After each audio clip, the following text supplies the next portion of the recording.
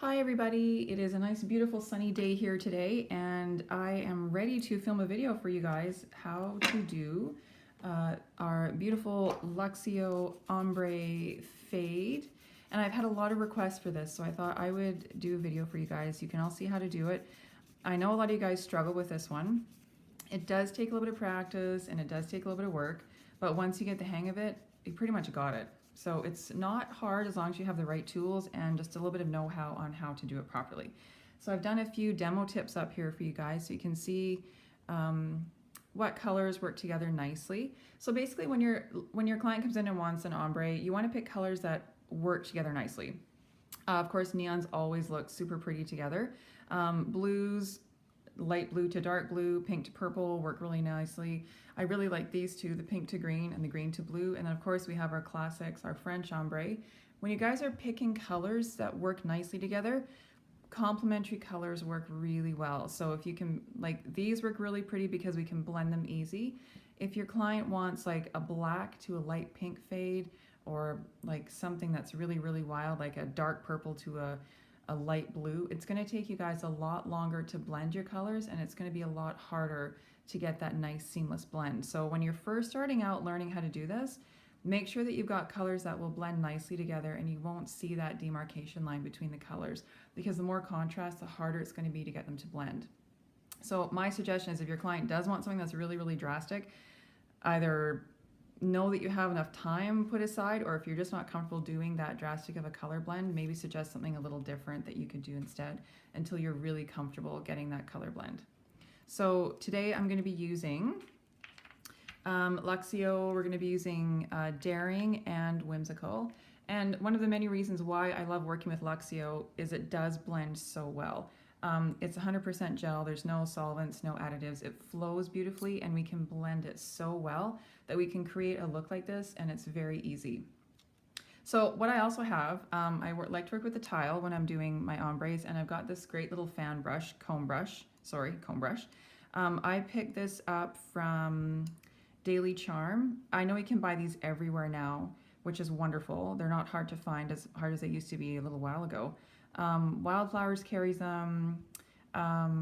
A whole bunch of places carry them. So just ask your suppliers, and I'm sure most places will be able to tell you where you can get them. I did trim this brush out. So this brush came with a lot more bristles to it, and I have trimmed it out quite a bit. When you're doing an ombre, you want to have a brush with as little amount of bristles as possible. So basically I took my little scissors and I just trimmed like half these bristles out. I really opened this brush up and cut a lot of it out. Let me see if I can get a focus. There we go. So basically trim your brush and get it to be as minimal as possible. So when you're splaying it out, you want to see just a very few amount of bristles. I think my brush is only about, I don't know, maybe 2 or 3 bristles thick. It's a tiny, tiny little brush now, which is wonderful. Even if you're using like a detail brush or like a fine liner brush, you want to just push them out and make sure that what you are using to disperse your Luxio is a tiny little thin bristle. If you're just using a regular gel brush, what you're going to end up doing is pushing your product around more than actually blending it. So once you have the right brush, that makes all the difference in the world. So let's start. We'll use Whimsical on the top. You guys can use whatever colors you want to use. I just happen to think that the blue and the purple are a very pretty color combination. So this is your client's finger. Let's just pretend it is. I'm using a tip obviously just for the video today. You can do this on top of a gel polish manicure. So you'd already have applied your Luxio base or whatever base you're working with. You can do this on top of your gel nail or acrylic nail, whichever you're doing. And just as long as it's a prep buffed surface, you are good to go. And it doesn't really matter which ratio of fade that you're doing. If you want to go half and half, if you want to go 1/4 and 3/4, it doesn't really matter. But as you can see, I've already applied the blue and the purple, and I've kind of already blended it right on the tip like that. So I'm going to take my brush and I'm just going to lightly tap this to blend it. I'm not going to be doing a lot of pushing or pulling. I'm basically just tapping. And because of the consistency of the Luxio, this will blend beautifully for us. Now, I like to keep my brush clean too. So I'm just going to keep wiping it on my tile as I'm working to make sure that those little bristles are clean. They're going to get gummed up really quickly because they are so small. And I like to work on a ceramic tile, or if you have a piece of glass or a mirror, or you can even use like the back of your forms, like the paper that your forms come on. I prefer to wipe my brush on that because it keeps the bristles dry. I find if I'm working with my prep and wipe solution or alcohol or whatever, the bristles are wet and then you have to wait a second or two for them to dry, and it just kind of makes a bit more of a mess. So you can see that's our first layer, and you can see how well that's blended already. Pretty easy. So I'm just going to freeze cure this really quickly. Give that a couple seconds in the light. And then we will come back with our second coat. So again, we're doing Whimsical on the top.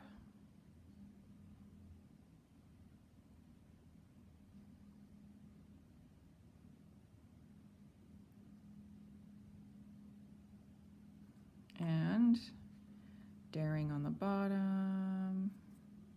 And I do pull my colors over each other a little bit. That helps with the blending. For me, I find quite a lot.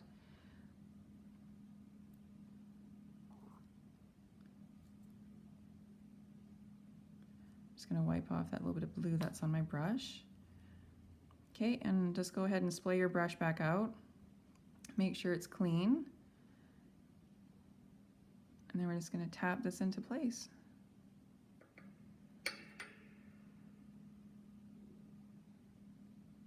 And you can see I'm not really pushing the gel around a lot. I'm just tapping at it is all I'm doing.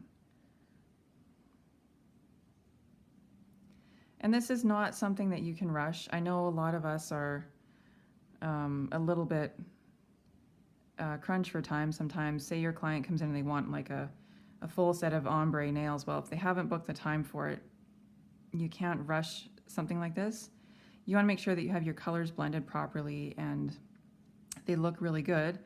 If your client wants, maybe they could do like 1 or 2 nails of ombre if you have the time, as opposed to doing a whole entire set.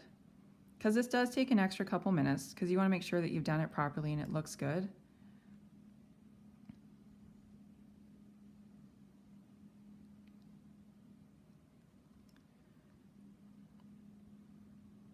And you can always go back to and add a little bit of color. I like to put a little dab on the palette and just pick up a tiny, tiny little bit with my bristles if I need to. If I've got maybe just like a little bald spot. I think I want the blue instead.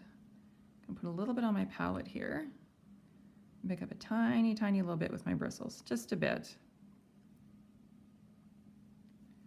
I'm just going to add a little bit of blue right here. And I'm just going to dab that in.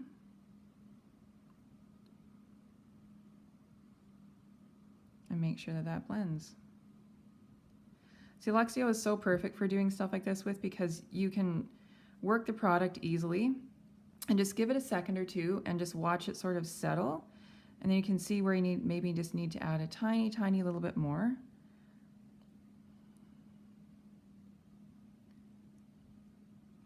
That's why this is one of my favorite products to do this with, because it just works so well. So there you go. That's a pretty easy ombre to do with those colors, especially. They've worked so well together. So I'm going to go ahead and cure this for the full 30 seconds. And then we're going to put a coat of shine on top. You could put a coat of matte on if you wanted to. This would look really, really pretty with some pearlescent pigment on top of it as well. You could do anything with your ombres, but this is just your basic starting. Here's how to blend it, and I really do recommend, if you guys can pick up a comb brush, they will make blending your ombres that much easier and that much quicker. Okay, we'll coat a shine on.